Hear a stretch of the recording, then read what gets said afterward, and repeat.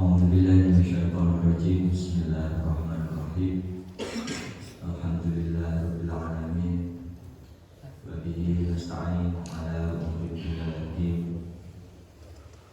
Wassalatu wassalamu ala asyrafil anbiya'i wal mursalin sayyidina wa maulana Muhammadin wa ala alihi wa sahbihi ajma'in. Allahumma sholli ala sayyidina Muhammadin sholatan taghfiru biha dzunub wa tusyrihu biha qulub wa tanzaliqu biha usub wa talimu biha syu'ub wa ala alihi wa sahbihi wa man ilaihi mansub. Amma ba'd. Hadirin kiram, para alim, para ulama, para sepuh, para kini sepuh, haji sepuh ingkang tansah kawula mulyakaken, dumateng para sahabat-sahabat Gerakan Pemuda Ansor, wabil khusus dumateng Kasat Koryon Banser Kecamatan Talun, beliau sahabat Khairul Anam, lajeng didampingi kalian Kasetma, beliau sahabat Johan. Yang ini kan niki sing seragamnya selaras dengan jaketnya. Ini Pak Yon, asmanipun Pak sahabat Khairul Anam. Niki yang kemudian berseragam Dureng juga. Ini Pak Kasetma, dan ini Mas Johan, dan ini dosen. Terus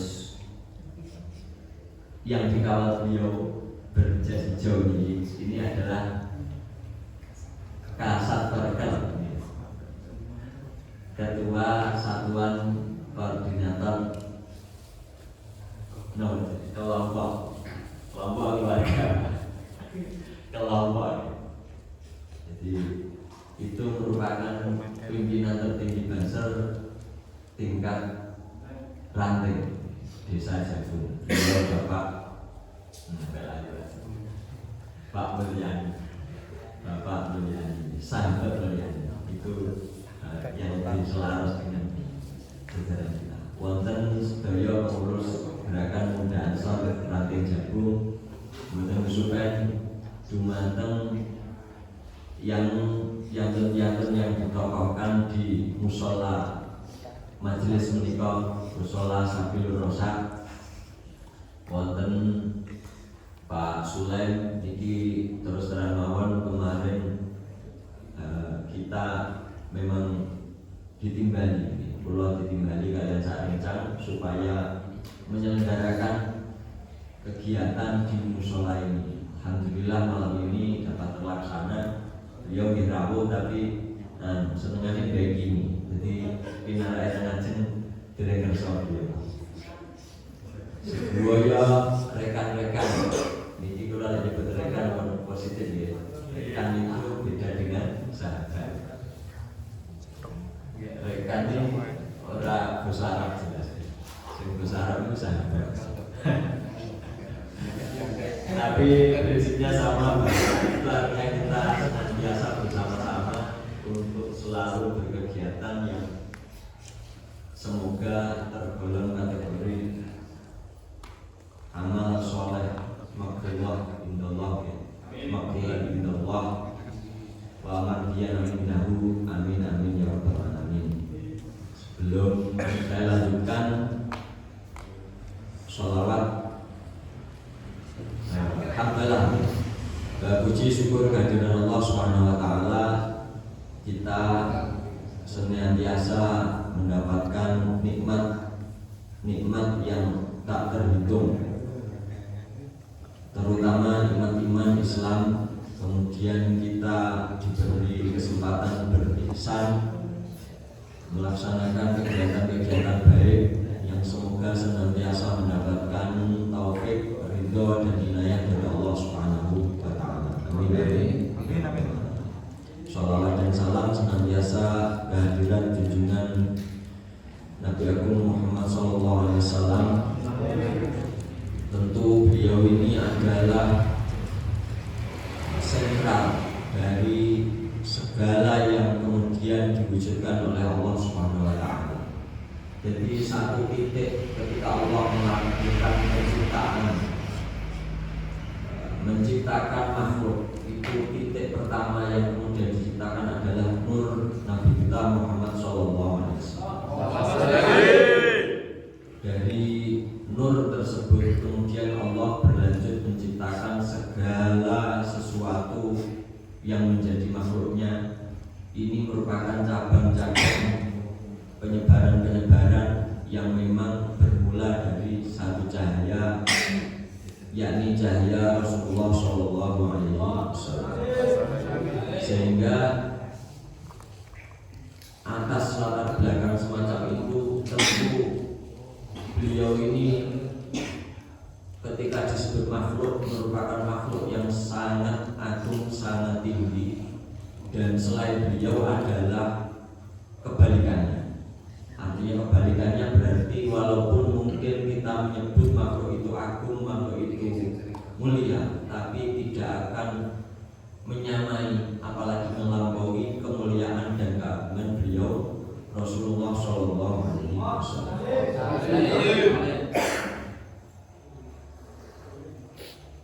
Salajeng kula matur teng ngarsa panjenengan sedaya mboten litu niki saya hanya sekedar menyampaikan kutipan-kutipan bahwa memang bagi saya secara pribadi niki kula niku lebih suka bahwa apa yang saya sampaikan itu dari bacaan. Yang pertama, bacaan itu bagi saya merupakan bel, di mana nanti apapun yang saya sampaikan setidaknya orang sampai salah jalur, apa sampai salah lokasi tujuan. Jadi bahwa yang saya baca ini serta-merta adalah bahwa saya menyampaikan dawuh-dawuh dari para ulama, terutama di sini kutipan-kutipan yang disampaikan ini memang berupa hadis-hadis yang barangkali walaupun kita masih belum pernah mendengarkan atau mengetahui hadis-hadis ini, akan tetapi insya Allah kita sudah mengamalkan isi dari hadis-hadis yang akan saya bacakan. Karena dari kitab ini memang menyebutkan sekian kutipan hadis yang berkaitan dengan amalia-amalia kita sebagai warga Nahdlatul Ulama. Ini merupakan kitab yang ditulis oleh beliau Kiai Marzuki Mustamar. Beliau ini memang kita tahu adalah pendekar kita warga NU, petarung di mana siapapun musuh nanti akan dilibas dengan segala kealiman dan kebijaksanaan beliau supaya bagaimana eksistensi dari segala kegiatan, segala amaliyah dari warga NU ini senantiasa semakin besar, semakin jaya, semakin diamalkan, ditradisikan oleh terutama bangsa Indonesia. Karena memang Nahdlatul Ulama itu ya Indonesia. Dan di sini kita punya tradisi yang begitu kuat yang dimodali oleh jamiah besar kita, yaitu Jamiah Nahdlatul Ulama. Mungkin bagi rekan-rekan ini pertama kali mengikuti bahwa kitab ini sudah beberapa kali saya baca di pertemuan-pertemuan sebelumnya. Yang akan kita bahas bahwa tadi kita sudah mengamalkan urutan-urutan bacaan kalimat thayyibah dan tahlil, di mana di permulaan juga kita membaca surat Al-Ikhlas, surat Al-Mu'awwidzain. Surat Al-Mu'awwidzain ini merupakan surat perisai yang membentengi diri kita supaya tidak terjamah oleh segala macam keburukan. Ini adalah perisai yang sangat dibangga-banggakan oleh Rasulullah SAW, surat Al-Falaq dan surat Anas. Utawa dhewe gampang nyebut surat nomor Qul a'udzu birabbil falaq dan Qul a'udzu birabbin nas. Sebelum itu sebagai perisai kita juga sudah memegang senjata yang merupakan permulaan di mana akhirnya kita mengetahui jadi diri kita sebagai manusia. Niku sebagaimana yang tertuang dalam surat Al-Ikhlas. Jadi betapapun ada jargon kulhu elek, itu kulhu itu bukan berarti sesuatu yang wae-wae saja. Artinya yang biasa-biasa saja. Bahwa ketika kita memilih kulhu saja, itu artinya kita sudah memilih sesuatu yang sangat tepat dan sangat dahsyat untuk diamalkan dan dirisapi. Kemarin sempat dijelaskan bahwa betapa qul huwallahu ahad, Allahus samad, lam yalid wa lam yulad wa lam yakul lahu kufuwan ahad. Jadi ayat tersebut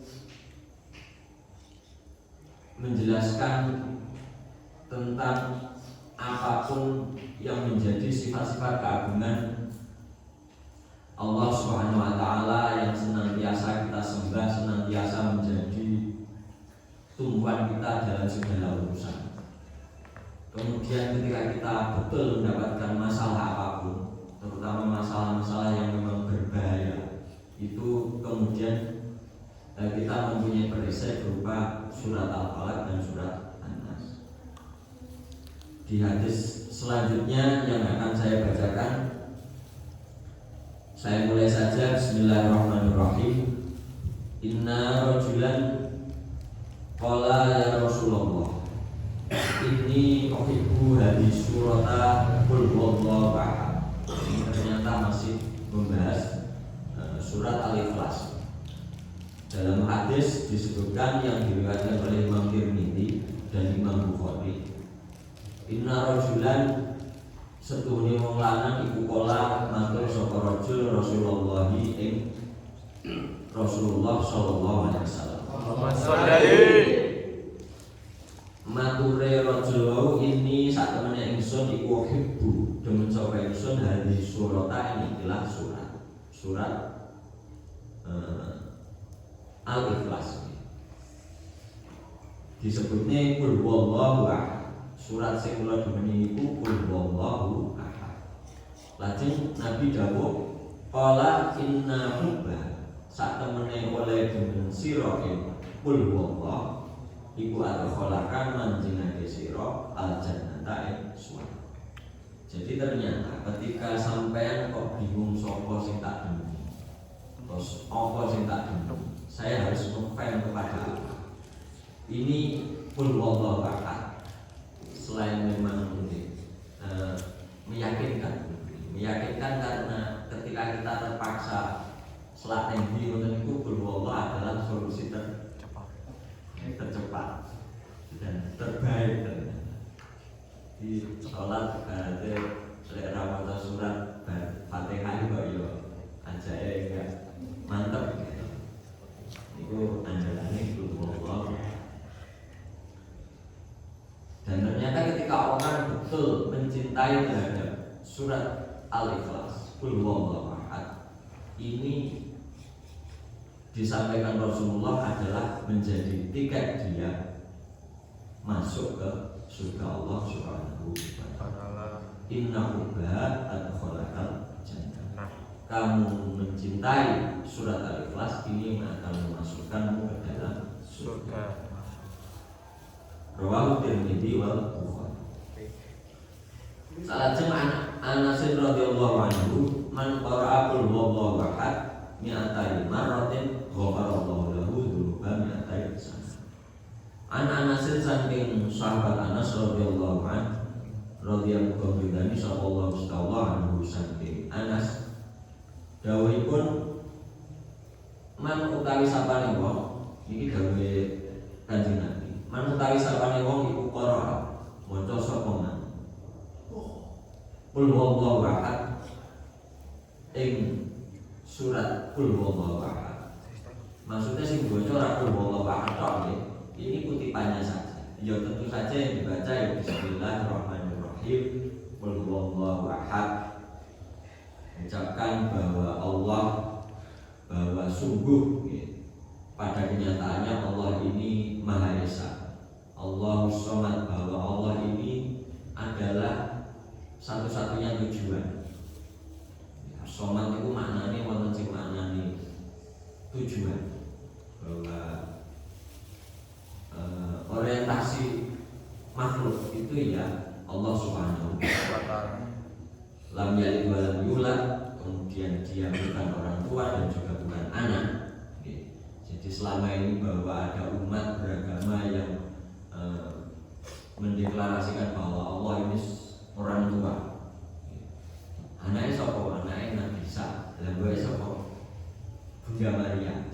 Nah ini ditepis oleh ayat lam yalid, bahwa Allah ini tidak beranak. Maksudnya berarti tidak beranak itu bukan bapak. Lek pancen anggapnya Allah itu adalah wong pansel gagah rasa sangatnya kan wong lanang. Jadi karepnya dianggap bapak. Itu tidak benar, sudah terbantah oleh surat Al-Ikhlas. Kemudian walam yulad. Dan tentu saja ketika kita bertanya-tanya, pancen Allah iki ora wong tuwa. Terus Allah iki sapa? Sangkane kondi. Kemudian kita tahu bahwa lam yulad, bahwa Allah ini tidak dilahirkan. Artinya tidak dilahirkan berarti orang akte. Padahal akte ini adalah sampean ngerti cakuil lekasene kapan, itu pasti dari akte. Sampean mulai enek tahun piro dari akte. Ketika ternyata Allah Subhanahu wa taala kita meyakini orang berakte, niku artinya berarti orang ilegal. Orang berakte ilegal. Orang berakte artinya memang tidak butuh akte. Artinya bahwa Allah Subhanahu wa taala ini tidak terdapat permulaan. Jadi azal, bahwa Allah itu tanpa permulaan. Ajeng malam yakul lahu kufuwan. Bahwasanya Allah ini tiada siapapun yang menggantinya. Tiada siapapun yang menggantinya. Sedasar itu yang dikandung Quran. Apa yang saya sampaikan ini ya tidak seberapa. Bahwa orang yang betul-betul menghayati kul huwallahu ahad ini sambil mesensikan setiap sholat kul huwa, sholat kul sampai makmumnya bingung. Atau mungkin dengan pernah mendengar atau melihat di video-video yang disampaikan Ustaz. Karena betul memang bahwa orang yang kadung cinta itu ya jenenge senenge kudu disebut-sebut terus. Lek rawate nyebut sing disenengi ya aja ngaku seneng. Ada kan? Niku imam kulino maca kudu terus. Makmum kok karena makmum ya rada repot. Kadang ada ngenteni imam maca Fatihah mari nembe maca Fatihah bae mak imame dulu. Fatihah rong mari dulune wis bar. Akhirnya maca Fatihah gratol gitu. Kesusu supaya ben iso melu rukuk. Cuman perlu dicatat nih. Sampeyan lek pancen aja ngerti utawa apal gaya imam iki kulino kulo. Sampeyan lek maca Fatihah rada di overstart. Jadi dhisik start ya. Jadi Fatihah imam rumari sampeyan ndak maca Fatihah. Utawa lek terpaksa sampeyan ngrasa ngono, sarwe Fatihah aja maca muamil apa? Ta'awud. Langsung maca bismillah. Ora usah auzubillahi minasyaitonir rajim, ora usah maca, langsung maca bismillah. Suatu ketika ternyata wacan juga itu wis anggape semangat sopir ngoten mawon. Kaya sopir rukuk ya melu rukuk Fatihah wis ditanggung. Oke. Iku ngoten. Kula lajengaken. Anas radhiyallahu anhu man qara'a qul huwallahu ahad mi'atai marrah wa qarallahu lahu dzunuban mi'atai sana pun. Nah, ini wis cocok tok iki ya. Bahwasanya Nabi Nabi pernah bersabda, siapapun yang membaca Qul huwallahu ahad sebanyak 200 kali. Ini versi yang mudah ini. Niku Allah akan memberikan maaf kepada orang tersebut sebanyak dosa 200 tahun. Jadi sama maca ping 200 niku disepuro dosane sampean selama 200 tahun. Wah, wis tenan surplus dosane. Umure dhewe wal-wale 50 lah, kuwi sing tinggal 200 tahun berarti kan wis jan. Penturah-turah tenan. Depositnya penturah-turah. Susah. Tapi ini tidak demikian. Bahwasanya ya artinya betapa dahsyatnya Allah. Saking senengnya Allah terhadap ayat tersebut, sangat dibanggakan dan sangat dicintai oleh Allah. Padahal jenenge demeni serbari to, Pak. Demeni mesti lilo. Jadi ibaratnya sampean nyenengi cah wedok. Kuwi dijan-janjane perapatan mentor-mentor panas kae. Panase sengenge wis padha karo ngisi AC. Lek kadung jenenge demeni. Lah Gusti Allah memang ngoten niku. Punya tradisi. Jadi ini mek mboten tradisi ne makhluk tok, lek kadung demen apapun jadi.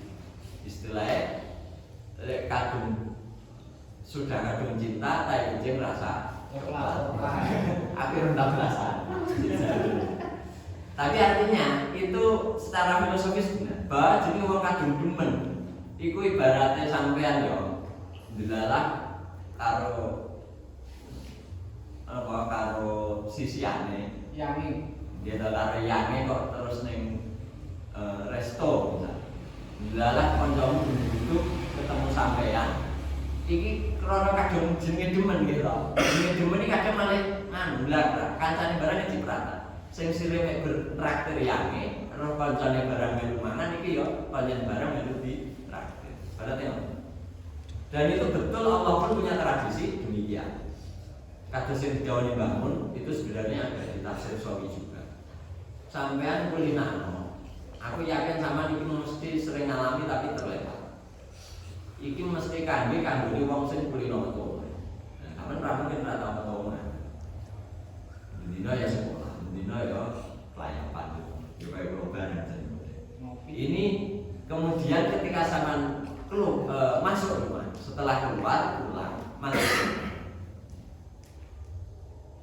Kemudian setelah masuk rumah kemudian salam kalau memang ada orang di dalam rumah ya assalamualaikum, salam kepada orang di dalam. Kalau misalkan memang tidak ada orang, kita tahu rumah kosong, kita masuk assalamualaikum warahmatullahi wabarakatuh, itu salam yang lebih tepat. Kemudian doa masuk rumah bismillahirrahmanirrahim. Setelah itu setidaknya membaca 1 kali surat Al-Ikhlas, Qul huwallahu ahad, itu fadilahnya. Jadi gua saking royal Gusti Allah gitu. Tur domen karo Qul huwallahu lek sampean mlebu omah kok maca kuwi niku langsung sampean ditraktir rezeki sing tanpa. Istilah omah kuwi ora bakalan kesepen rezeki sing diputi pisan. Bahkan saking royal Gusti Allah, tonggo-tonggo sing ora ngerti apa ora ngerti no, ya ora tau lapori, ora tau mbahasane nek sampean mlebu omah maca kulo niku wae. Kuwi yo melu kesababan karo kae kulo sing kok waca. Melu rezekine lancar, melu adem-ayem. Padahal semoga sampean ya ora tau lapor karo tanggane gitu. Tapi tonggone sampean melu kesababan berkae kulo Allah. Wong iki kadung demen royal. Gusti Allah nggih wonten niku, lek kadung demen apa sampean sing didemeni Allah dilakoni niku akhire royal. Orang yang bersampean kok sing dhewe, tangga-tanggamu dhewe kabeh. Niku betapa Allah itu mencintai surat Qul huwallahu ahad atau surat Al-Ikhlas. Termasuk niku sampean maca ping 200 disepuro dosa 200 tahun. Niku makane kan delok rata-rata umur ade jambes surplus. Dosane ade ora sampai 200 tahun, umure ora sampai 100 tapi sing sepuro dosa. Cuman dieling-eling ya, bahwasanya ketika ada kutipan semacam ini, aku sama itu terus ngepur. Aku sempat kabur 200. Di sepuro dosa kira 200. Umurku paling kira-kira 50. Berarti cara aku nglakoni dosa piye-piye iku mesti surplus. Jangan-jangan demikian. Jadi artinya tidak demikian. Bahwasanya jenenge awake dhewe nglakoni apik iki kudu orientasinya kudu sebagai apik. Jadi ora kena zaman terus kemudian gaya apik digesan gaya elek itu ora. Jadi berarti sama campur sendok tapi sendok telek, lha iki ora kena, anggo pangan padahal gitu. Sendoke apik, lah telek iki lho. Gitu. Lah iki sampean maca guru ping 200 niate kula aku arep los misalnya. Dan iki yo bahaya. Artinya ora kena ngoten. Ngoten nggih. Jadi ketika sampean betul bisa mengamalkan membaca Qul huwallah sebanyak 200 kali, ini sambil berharap bahwa karena Allah sangat suka terhadap apa yang telah kita lakukan itu sehingga betul-betul dimaafkan oleh Allah Subhanahu wa taala. Salajeng an Hudzaifah radhiyallahu anhu man qara'a Qul huwallahu ahad alfa marratin faqad ishtara nafsahu min Allah. Jadi iki lho sangat diriwayatkan dari Hudzaifah, an Hudzaifah dan riwayatake sami Hudzaifah radhiyallahu anhu, man utawi sapane wong qira'a maca sapa man Qul huwallahu ahad ing surat Qul huwallahu ahad alfa marratin ping 1000 amalan, faqad ishtara maka tuku sapa wong nafsahu nyawat diri wong minallahi saking Allah Subhanahu wa taala. Jadi ketika kamu betul 1000 kali membaca Qul huwallahu ini seolah-olah bahwa kamu telah membeli diri kamu sendiri dari Allah Subhanahu wa taala. Jenenge wong kuwi sampean nisbatne mobil silian karo mobil tuku dhewe. Kuwi kan jelas gitu. Sampean jelas ngerti gitu. Mobil silian kuwi ora oleh entek bensine. Lek mobil dhewe iki ora apa entek bensin. Berarti ora payu balik kan. Tapi lek mobil silian entek bensine, lah iki kan yo nyisen. Lah sama halnya ketika sampean betul telah membeli diri kamu dari Allah Subhanahu wa taala. Ini artinya sama bebas. Bebas sih wis tiket loss. Jadi malaikat wis enggak punya otoritas untuk menteror sampean. Sampean ning akhirat bar mati terus dikirim pada masa malaikat nyegah. Aku wis sangu saya Qul huwallah. Berarti aku wis duwe nyawa iki pangeran wis ngono kuwi janjine. Dadi awakmu ora iso nego-nego. Aku arep milih neraka, milih swarga sak karepku. Kowe paham dan aku ora mungkin milih neraka. Kan? Maksudnya niku saged nego kali malaikat sesuai janji Allah yang barusan saya bacakan. Rawahul Khiyari di Fawaid. Ini diriwayatkan oleh Imam Khiyari dalam kitab Fawaid. Pun niki kemudian tadi saya sempat nyebut Al-Muawwidzain sebagaimana yang dikutip dalam kasus ini. Alam taro ayatin unzilat ya. Alam taro ayatin unzilat dari lainlah. Lam yura misluhunna qad. Qul a'udzu birabbil falaq wa qul a'udzu birabbin nas. Dalam hadis disebutkan alam taro kota sapa sira. Niki beliau kanjeng Nabi sedang berbicara dengan orang yang saat itu mendampingi beliau. Tidak disebutkan di sini. Apa ta wae ayatin ing pira-pira ayat menzilat kang diturunake apa ayat dari lailatain wengi iki. Apa kamu tahu ayat-ayat yang diturunkan di malam ini? Lamiro misluhna qatu. Lamiro ora den tingali utawa durung tau den tingali apa misluhna padane ikilah pira-pira ayat qatu babar yang sampean jelas wong tahu 13 ayat iki dijulmi. Jadi ketika ada sekian ayat Quran diturunkan itu tidak seistimewa ayat yang barusan turun saat Kanjeng Nabi dawuh ini. Napa niku? Qul a'udzu birabbil falaq. Ayat tersebut adalah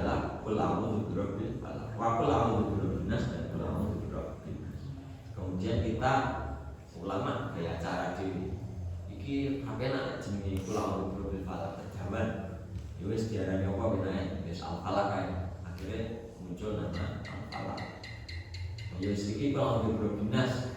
Dawe Nabi padahal jenenge ayat iki kula bil binas ngoten. Iki malah versine Nabi jenenge iki.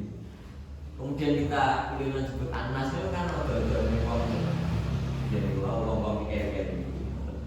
Jadi nama ayat tersebut aslinya kula bil falak dan kula bil nas. Nabi nyebutnya ngoten. Ada yang nyebut al-falak an-nas kan ya gaya-gayaannya supaya disebut benar.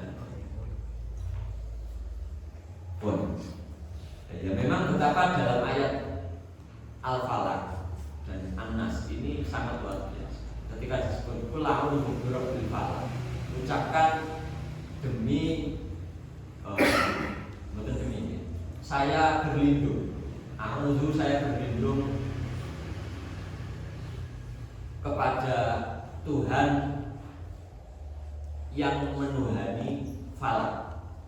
Falak itu ada yang jenenge menuhani berarti memiliki.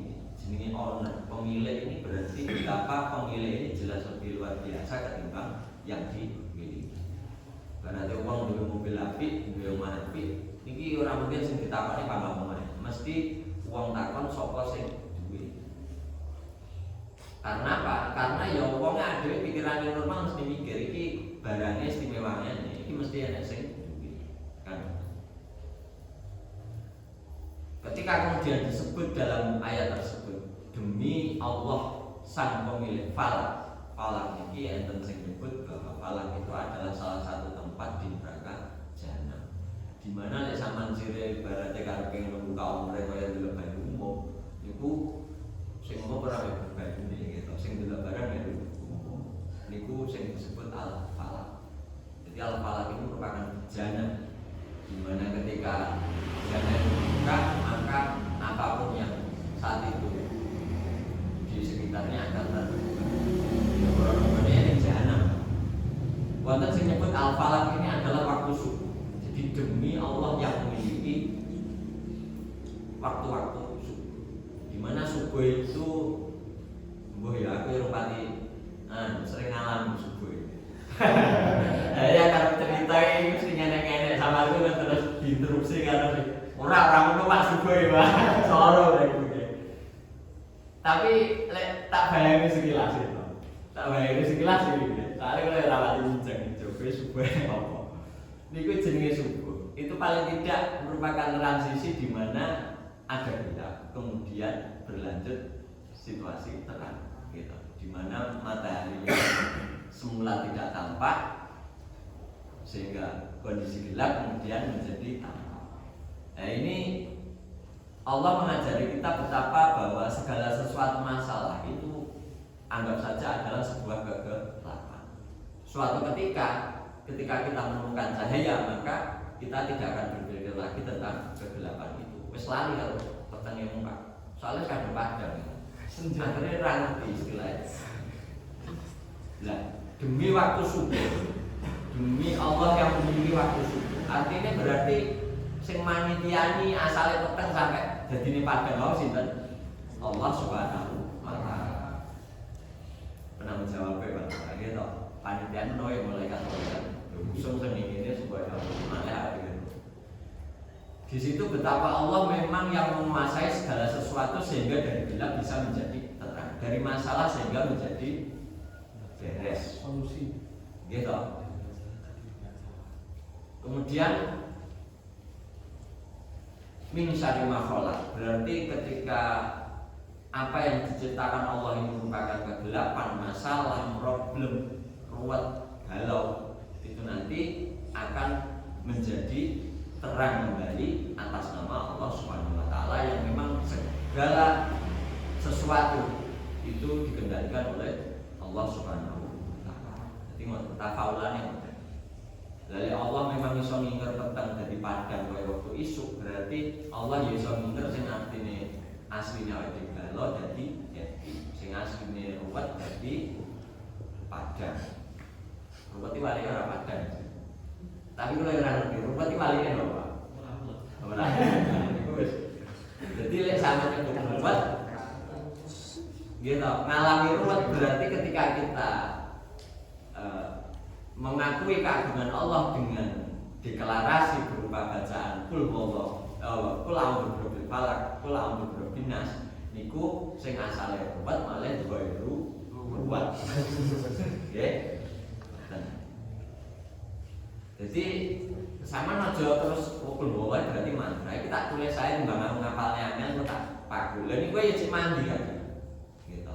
Bismillahi tabaraka. Tapi umum-umum sampean waca, sampean yakin bahwa segala sesuatu penyelesaiannya adalah Allah Subhanahu wa taala, maka bahaya apapun pasti menyingkir. Jadi memang ya tumbal rasanya, tumbal itu mungkin kali ini al-mawidin. Nabi pun menyatakan sendiri bahwa ketika dulu numbali omahnya ayat Al-Quran sendiri ayat disebut, tapi ketika muncul surat Al-Falaq dan An-Nas, tumbaliannya ditinggal. Numbali apa wae sing diandalan nggih Al-Falaq dan An-Nas. Enten ya hadis. Pun kula lajengaken niki. Niki awake dhewe kula pengen roh ae awake dhewe ki eno tenan. Bahwasannya turunnya surat Al-Falaq dan An-Nas ini dilatar belakangi ketika itu Rasulullah SAW ini mengalami dirusui wong. Zaman biasa toh, bahasa dirusui wong. Ternyata bahwa Nabi pun itu secara ini ngomong secara iya kena dirusui wong. Jadi mau kemudian dilalah wis duwe sisian. Ya wis omahan duwe garwa. Iki arep ngumpuli garwane iki enggak sanggup kan bisa. Mangan ra enak, ngombe ra enak, kelan ra enak. Dan itu positif nih. Lah, usut punya usut. Ternyata Kanjeng Nabi niki lagi di sana. Kanjeng Nabi lagi di sana. Betul itu. Terus saya ngalami kok ras dino. Wakilan 4 hari. Wakilan setengah tahun. Wasoke setahun. Iya Mas Firza, setahun. Nabi juga. Iya kayak bojomu ngene ya mbuh ya. Ya ono piye ngono. Tapi niki Sayyidah Aisyah di mana? Nggih, Sayyidah Aisyah ora enak Pak rangalan wong omahe kuwi ora enak. Nabi ketika didampingi Sayyidah Aisyah itu betul arep nggawe garwane awak rajinan, mangan ra enak, ngombe ra enak. Itu salah. Usut punya usut, lah kok bae di sana. Lah infone kan infone bang ini malaikat. Jadi betul malam itu malaikat kalian itu. Jadi dukunnya raga gede Mas. Dukunnya malah malaikat. Turun 2 malaikat di malam itu. Itu sekadung setahun nih Pak, setahun susah tenan. Ya untungnya Kanjeng sabar-sabar itu. Sampean dari sejajar mati berdiri. Padahal sedang tidak bisa berdiri. Jadi lah betul akhirnya malaikat kasih info bahwasanya. Jadi sing niki terus langsung di-scan karo. Sing siji teng dhuwur sirah Kanjeng Nabi mungkin Kanjeng Nabi lagi saya. Siji ning dhuwur Mustafane, sing siji ning sikile. Ketika di-scan ternyata langsung salah satu malaikat matur tuba. Tuba itu artinya apa tuba? Tuba itu suhir. Jenengan lagi disihir. Nah, disihir kan bahasa Arab. Sing kemudian jadi bahasa Indonesia. Dari bahasa Jawa ini disantet. Kemudian, belum sinten sing wani nyantet, kok wani-wani nyantet iki. Nah, ini ternyata orang wani jelas. Ternyata adalah salah seorang dari kaum Yahudi. Jadi Yahudi ini orang yang pinter konspirasi Pak. Saya nyadar lagi. Salah satu seorang dukun. Jadi memang niki sewaan dukun bayaran. Jadi artinya itu yang al maksud pertama bukan orang Yahudi. ya orang Yahudi tapi orang lain yang tidak mempunyai kemampuan itu ngerti dukun jaduk tak minta aku wis eling jenenge saiki lali.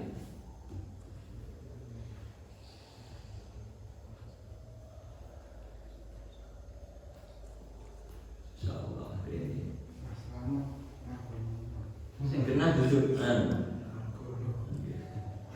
ya dukun jenenge karo lanang iki wae wae. Insyaallah.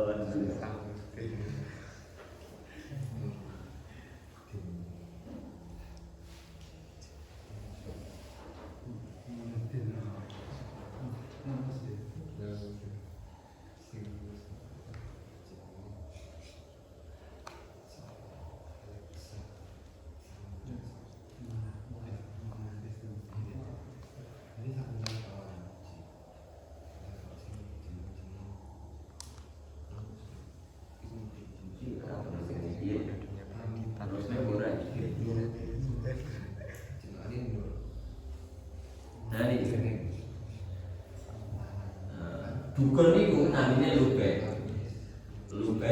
Lubay itu bener nafsu. Niki jenenge Mbah Lubay. Niki dukun ampuh. Pinter santet. Dikongkon kali wong Yahudi supaya menjalankan tugas. Ada misi. Apa misi? Nyantet Kanjeng Nabi. Ya itu orang Kanjeng Nabi sudah. Nyantet Muhammad. Jadi orang Yahudi orang apa Kanjeng Nabi itu Rasul. Jadi orang tahu itu predikat beliau Rasul, Nabi gak tahu orang Nabi. Jadi jenenge langsung Muhammad. Santet Muhammad. Betul. Akhirnya terjadi tadi 1 tahun Kanjeng Nabi enggak jenah. Gitu, sakit. Enggak jenah. Nyari ini kan Jawa. Bisa Jawa. Kelon. Kemudian gak makan jenah. Kemudian di wow ada para medis berupa 2 malaikat. Ternyata menyampaikan Kanjeng Nabi iki lagi pingsan. Sing nyatet jenenge Lubay bin Asom. Setelah diketahui ini, kemudian Kanjeng Nabi mengutus pendeta saat itu supaya digolek. Ya infone kok pusat wow, jadi langsung nggih. Apa terjadi barangnya? Oh, barangnya anu Pak. Barangnya ngono pokoke golek ana ning sandinge sumur. Ning lambene sumur, minggu sampean ning kono nemu barang. Betul. Di situ kemudian ada semacam perabot untuk mewadahi madu. Kulinane enggak ada madu jan Pak, tapi itu terus enggak ada perangkat santet itu. Hardware untuk nyadar. Software itu no yang lebih enggak Pak. Tapi hardware-nya itu ada, bahwasanya perangkat nyantet saat itu ada kulino gajah madu. Kemudian di dalamnya itu ternyata ada sisir.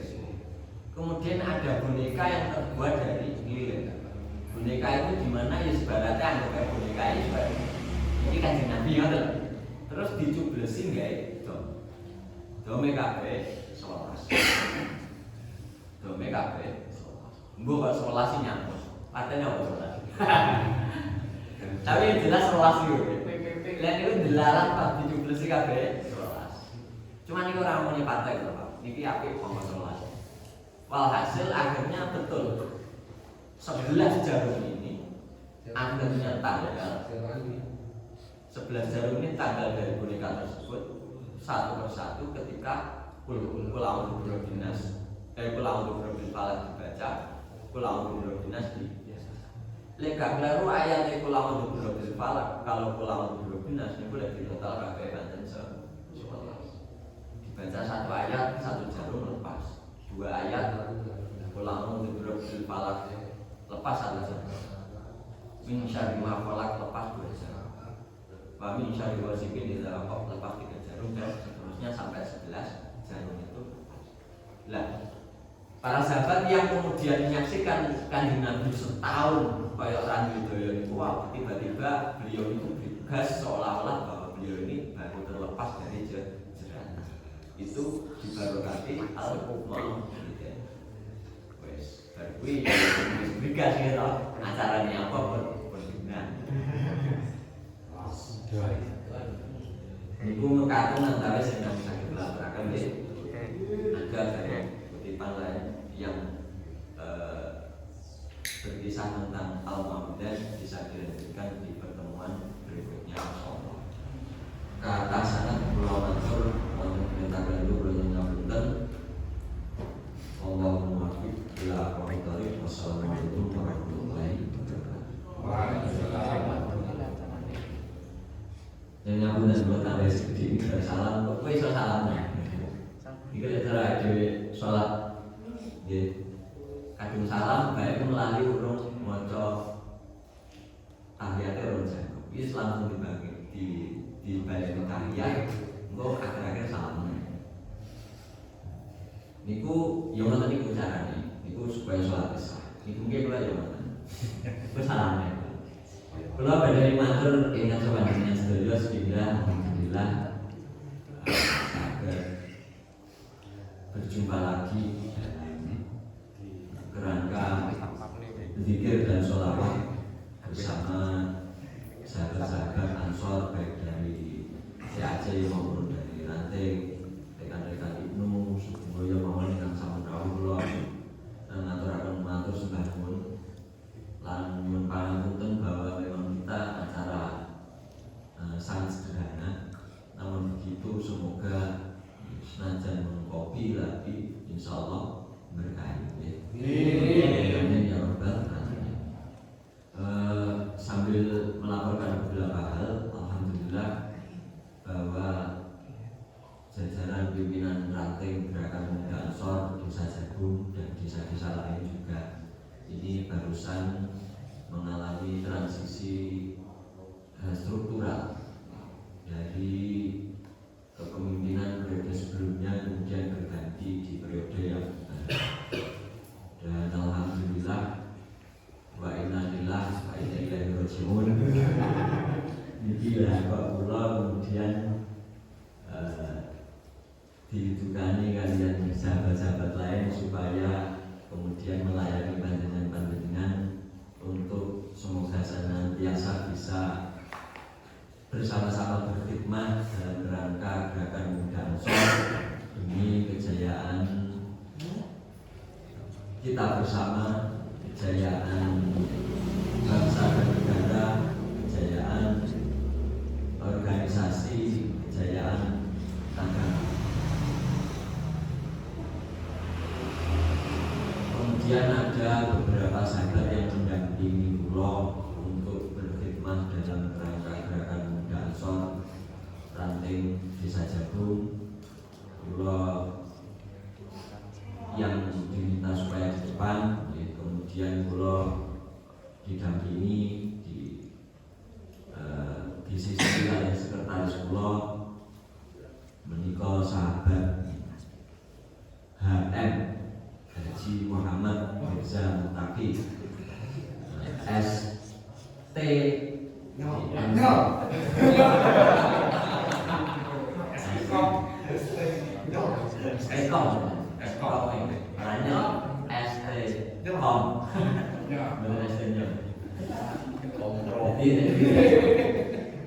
kemudian saya diminta sebagai ketua Gerakan Pemuda Ansor Ranting Jagung periode 2023-2025 mendampingi pula sekretaris Mas Mirza, sahabat Mirza, kemudian